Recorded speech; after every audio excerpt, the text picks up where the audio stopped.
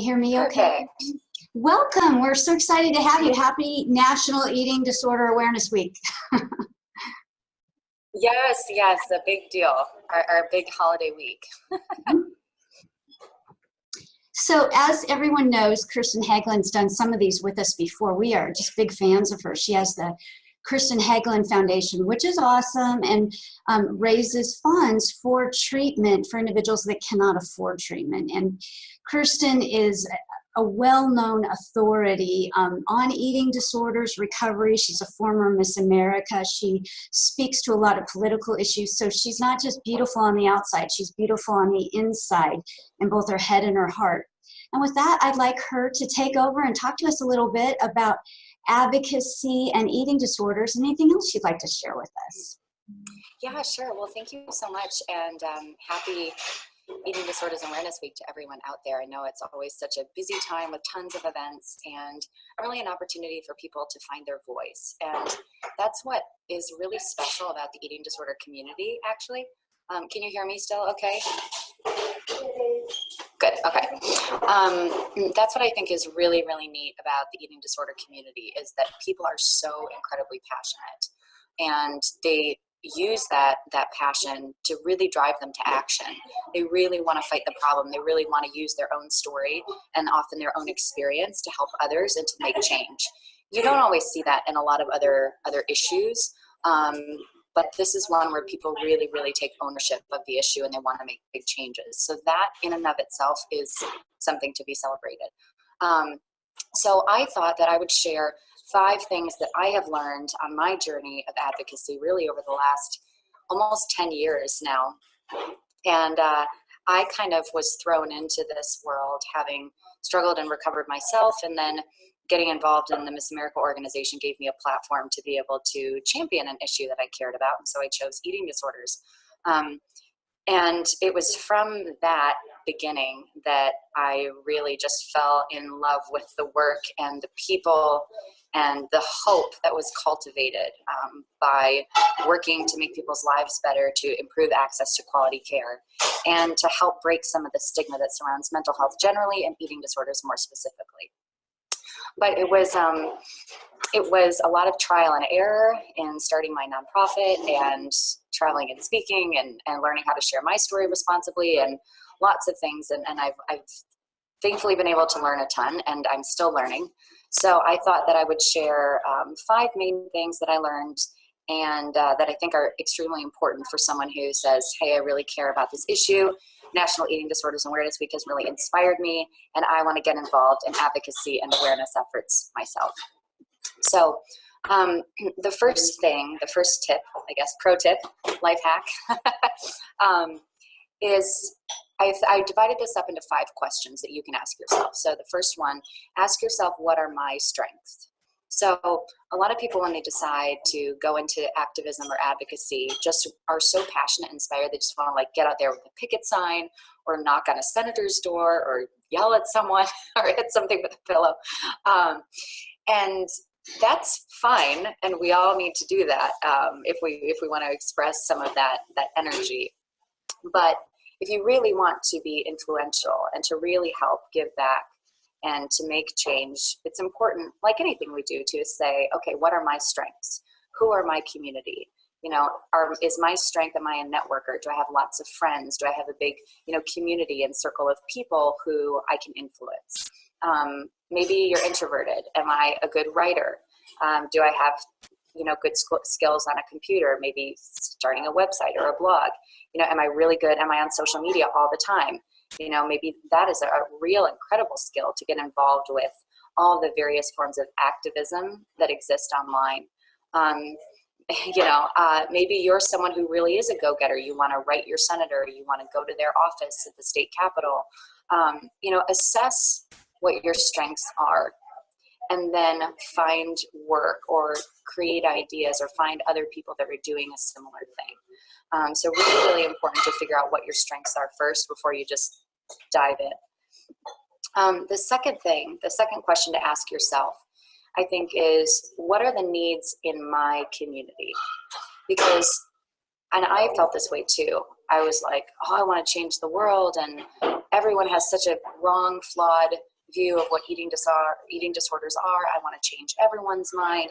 I want to get everyone treatment, and we all feel that way at the beginning, but it's kind of like the same expression, think globally, act locally, similar kind of concept. Yes, we're concerned about the general picture, making people more aware, decreasing the stigma of eating disorders, and helping people get access to care, and changing laws so that we can prevent eating disorders rather than just focus on treating them. That's all big picture stuff. But there are needs just in basic communities. I mean, there might be no treatment in your area. There may be treatment centers that people just don't know about. So find out what's happening in your community. Maybe there's a local NEDA walker there, or maybe there's not, and you can start one. Maybe there are parent support groups that nobody knows about, and there are parents in your church or in your school that might need access to that kind of support group, right? Find out what's going on locally, what's there, and what isn't, so that you can start making a difference in your community first.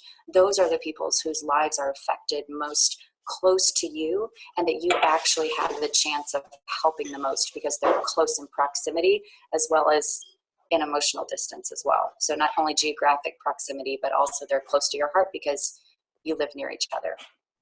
So first question, of course, what are your strengths? Second question is, what's happening or what are the needs in my community? The third one is, how can I partner with others? So there can be a lot of competition in the eating disorder world, among nonprofits, among people, and all of that. And of course, healthy competition is good to a certain extent because it makes people better, it makes organizations better, etc. And before I started the Kirsten Haglund Foundation, I did not do my research on what else was out there insofar as scholarship organizations were concerned. I was 19 years old, and I wish that I had this kind of webinar to watch, or this kind of Facebook Live to watch back when I was 19, because I'm like, I'm just going to start a nonprofit. And I later learned about other organizations that were, doing similar things, in particular the Manna Fund, Jeannie Burnett, who's now a dear personal friend, and we've worked closely with. Now we also, very much support Project Heal and what they do, and, we're all friends now, which is amazing. But it's so important to say, okay, what's already there? What infrastructure is already there? Especially when you're just starting out and you're just kind of stretching your legs and telling your story or working for this cause. Go to a NEDA conference, go to an IADEP conference, go on, Eating Disorder Hope, the website has an incredible amount of resources, not only to learn, but to also connect with other organizations doing great work. So find where you can plug in to an infrastructure that's already there, because also they are in need of so much help, volunteers, ideas, fresh energy all the time. So the third really big thing I think that's very important is to ask yourself, how can I partner with others? And the great thing about that too is that you learn what some of the problems are, what some of the needs are in the community. You learn about the way that certain organizations are tackling certain things. And also you learn more about your strengths. And are you more passionate about education, or are you passionate about prevention, or are you passionate about a certain population group, women, older women, men, those with EDNOS or those with binge eating disorder. It's a chance for you to learn as well by partnering with and learning from others. The fourth tip is, I think, a question to ask yourself that is, how can I keep the message positive? And this is something that I learned from sharing my own story, from hearing other incredible mentors of mine and people who've been in the field for years and decades share their own stories. And, amongst people who have suffered from this illness, we know what it's like, and we know the pain and the darkness and how real and visceral all of that is. When we're speaking to audiences who have never really experienced an eating disorder, or perhaps parents, coaches, instructors, any other person who maybe doesn't have firsthand knowledge, it can be very overwhelming, and an overly negative, or just focusing on the very dark parts of the illness can cause people to go like this and back away because they don't want to understand. It's too hard, it's too complex, it's scary, and they're closed off to learning more. And the fact is that yes, there are dark, horrible parts of this illness, but our message should be that there is hope in recovery, that people do recover to live healthy, full, productive lives. And that looks different for every person. And of course, relapse is a part of recovery. And there are so many different circumstantial differences among people who suffer. Yes. But communicating a message of hope is so incredibly important so that people don't feel like, why should I care about this disease? Why should I care about getting people treatment if they're just going to suffer their entire lives and just go from sick to sicker? What hope is there in that message? There has to be hope in the message. That's a way that people can get on board. And it's also a connection point for others to care about this if they've never experienced it themselves. So I always think that what really helps with that is reflection upon your own story or your own experience and say, where did I find hope? And how did that change me? And how did that propel me to activism? Because if each of us didn't have any hope that things could change, we wouldn't want to be advocates and we wouldn't want to make a difference in the first place if we didn't believe there was hope for change of the culture, change of the individual, and change of, obviously, broader society. And accurately, I didn't even think about this before I made up my points, but the name of your website, the name is Eating Disorder Hope. So it's very, very appropriate. And maybe that's a really good message, too, for us all to just ponder in the last couple days of Eating Disorders Awareness Week, that we really focus on the hope of this and to hold on to that. And then the last tip is a question: am I staying healthy in my advocacy? Because it's always good to check in. There's the opportunity for a trigger of relapse, but there's also just, beyond eating disorders, we want to make sure that whatever we do is motivated by, like I said, hope, by care and compassion, and not by a feeling of being aggrieved or seeking revenge or anger. Righteous anger absolutely has its place, but those kinds of emotions are not healthy. Not righteous anger, vengeance, fear. That's never the right place to do things from. Also, the eating disorder community can be sometimes very triggering for people. Also, it's very, very important to take stock and say, am I healthy enough to be sharing my story? Do I continue to have eating disorder professionals around me who I can touch base with, who I can call if I'm struggling, if this is all getting too stressful for me or the pressure is getting too hard? It's really, really important to keep checking in on yourself if you are someone who has recovered, because it can be stressful, it can be difficult, and there can be pressure, and there's a lot of eyes on you, especially once you start telling your story. And if you've ever been someone who's been afraid of the judgment of other people and your body shape and size, getting up in front of a crowd, standing up there and telling them that you suffered with an eating disorder, the brain is automatically go, oh, what are they thinking of me now? That I look healthy, that I'm still too thin? The mental brain starts going like this, and you have to be past that in order to start sharing your story responsibly. It's so incredibly important. And one of my mentors shared that with me.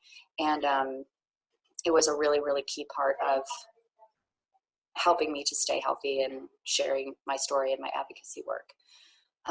So are you staying healthy? So with that, I'll just recap 5 things that I've learned and that have been super beneficial to me. And I hope that they are beneficial to you as well. Tips in advocacy and awareness are really encompassed by 5 questions. What are my strengths? What are the needs in my community? Where can I serve there? How can I partner with others? How can I keep the message positive? And am I staying healthy in my advocacy? So that's really what I wanted to share. I think this is such a really important topic. And the last little bit that I would just say is important on the hope piece is that there are so many important issues out there today. We hear about them all the time. We see them on Twitter. We see them on social media, etc.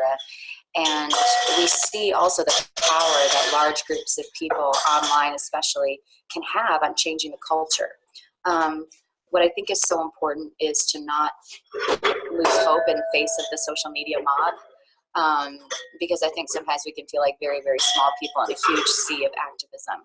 But the most important thing is that you stay healthy and honor yourself, and you keep moving forward, taking baby steps, because every single step forward that you take for yourself or for others is huge. There are people who I've talked to for 5 minutes 10 years ago who will write me an email 10 years later and say how a 5-minute conversation really changed their view or encouraged them to go to treatment or something like that. I mean, every one of us who has worked in the field has one of those stories.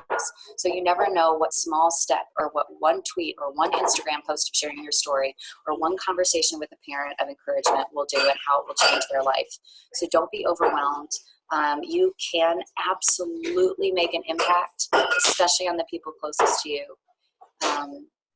And don't forget to keep that hope alive, because change has happened already in the time that I've been doing advocacy work. I've seen a huge change in this field and in the culture's awareness. So I can't imagine, and I'm incredibly excited about where we're going to be 10 years on.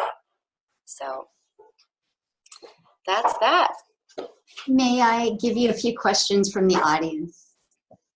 Yes, please. Okay, so one person was saying how, when you share your story, what can you say about your experience in terms of weight or behaviors that would help people understand what you went through so they could commiserate, if you will, but not be triggering? Yeah. Yeah.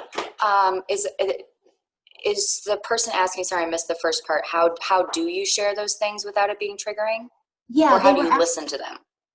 They were asking for specific tips. I think what they're getting at is if you're sharing your story, can you say things about calories? Can you say things about weight? Can you talk about behaviors that you did of purging, or is that just drama that's unnecessary? I think that's the gist. Yeah. This is obviously really tricky, and I've experienced it a lot with the media, because whenever the media wants to hear my story, they always want to know what your lowest weight was, how many calories you were eating, all this kind of stuff, because that's what the media wants to hear. But I always use that as an educational opportunity to say, hey, we don't use numbers. I'm not going to give you numbers for a story, because that can be extremely triggering for other people, and they can think maybe they're not sick enough to deserve treatment, so it's not important. Plus, it's about the emotional rather than just the physical behaviors. I understand the desire to help people to understand, but people already have in their mind an idea of what the eating disorder behaviors are. They know it's restricting. They know it's binging and purging. They know it's binging. Describing the feeling that those behaviors create is much, much more impactful. And you can use general words like restricting, binging, purging, etc. But I would say, as a general rule, and I take this because all of my mentors who've been doing this much longer than I have and have been professionals in the field and written tons of books have all used this as their guiding wisdom, so I'm going to defer to them. I make it a hard and fast rule. I don't say how many calories I ate. I don't ever mention weight. I don't talk about behaviors, but I talk about the feelings that they created and the metamorphosis of me as a person from before my eating disorder to during and then after, explaining the transition of who I was before, what I was like in the darkest period, again, the result of the behaviors, and then what it looks like on the other side. And that's also a way that I actually would argue that helps people relate more, because if someone can't imagine not eating for 3 days, then they're going to be like, well, why didn't you just eat? You're like, that's that question makes us also mad, because it's not about that. So sometimes people can't relate to the behavior at all, but they can relate to the fact that I was so afraid of being imperfect. And I was so afraid of losing the love of people around me and a lack of control in every area of my life that I deprived myself physically, mentally, emotionally, spiritually, isolated myself in every single way until the point where I was completely numb to all feeling. People can relate to that a lot more than they can maybe relate to whatever other eating disorder behavior. So it's just like, if you, if someone talks about addiction, right, to a very, very hard drug, well, I can't relate to that because I haven't experienced it. But if you talk about the emotional process that led to addiction to a substance and how you felt needing that, I can go, oh, I felt like I needed this before or that. And you can relate ways in your mind that might be specific to your experience and, you know, not necessarily understanding the desire for crack cocaine. So that's what I would say.